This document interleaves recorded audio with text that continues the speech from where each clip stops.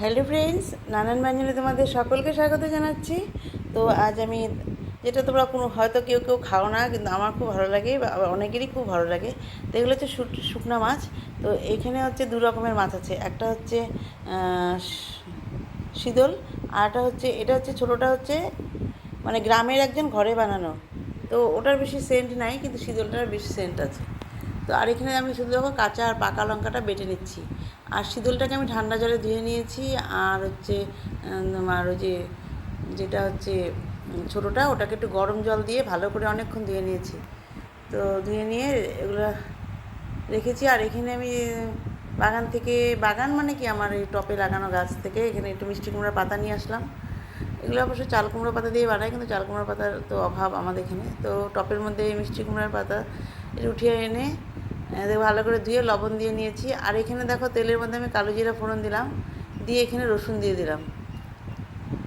তো তোমরা দিয়ে যতটুকুন রসুন দেবে দেবে। এখানে আমার 3টা বড় রসুন আছে। আর হচ্ছে এখন দিয়ে দেবো হচ্ছে পেঁয়াজ। তো এখানে পেঁয়াজও বেশ অনেকটা আছে। দিয়ে এখন আমি এটাকে ভেজে নিচ্ছি।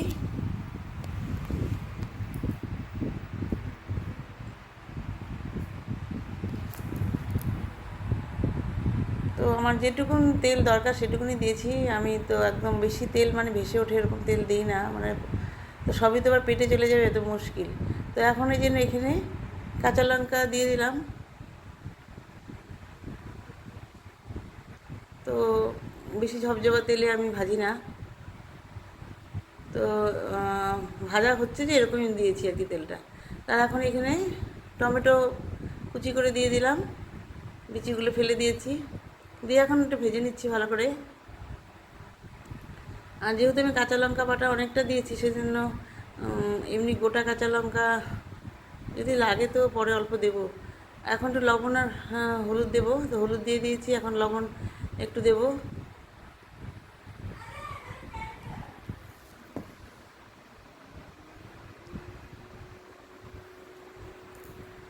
আর এখন দেখো মাছগুলোকে দিয়ে দিলাম।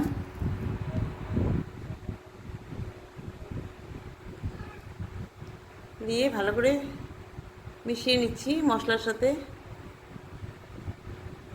তো কারো যদি ইচ্ছে হয় যে মাথাটা ফেলে দেবে তো দেবে। তো মাথাটা কিন্তু ভালো ছিল, আর গন্ধ টন্ধ ছিল না, আর তিতাও ছিল না। সেই জন্য আমি এটাকে আর ফেলে নিয়ে আর কি দিয়ে দিলাম।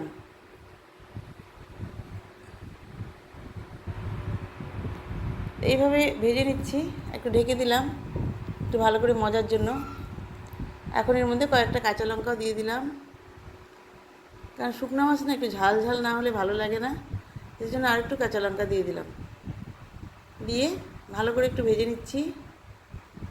আর এখানে নিয়েছি সুজি আর ময়দা আর চালের গুঁড়া। আর এর মধ্যে একটু কালো জিরা দিয়ে দিচ্ছি। এখন একটু হলুদ দিয়ে দিচ্ছি, আর লবণ দিয়ে দেবো। তো লবণ দিয়ে দিলাম।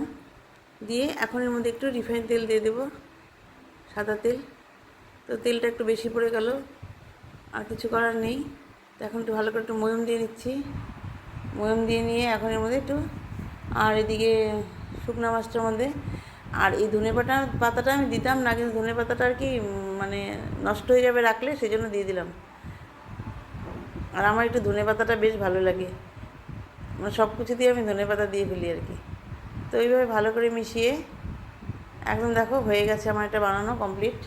যেহেতু বড়া বানাবো সেজন্য আর বেশি মজালাম না, মানে সব সিদ্ধ হয়ে গেছে।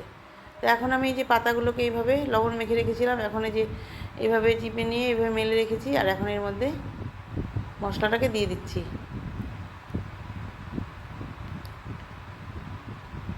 এরকম মশলাটাকে দিয়ে এখন এইভাবে মুড়িয়ে নিয়েছি। মুড়িয়ে নিয়ে এখন বেসনের মধ্যে চুবিয়ে চুবিয়ে এখন তেলের মধ্যে ভেজে নিচ্ছি।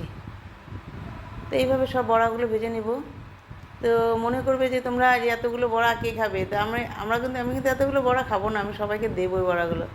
মানে আমরা তো দুজন খাবো, তো দুটো রাখবো আর বাকি সবাইকে দেবো। মানে সবাই না যারা খায় তাদের খুবই প্রিয় এই শুকনা মাছের বড়াটা। তো অনেককে দিব আর কি, দু একজনকে দিব আর কি। তো এইভাবে আমার বানানোটা হয়ে গেল। এখন আমি এটাকে সার্ভ করে দিব বানিয়ে নিয়ে। আর কটা আছে বানিয়ে নিয়ে আমি সার্ভ করে দেবো।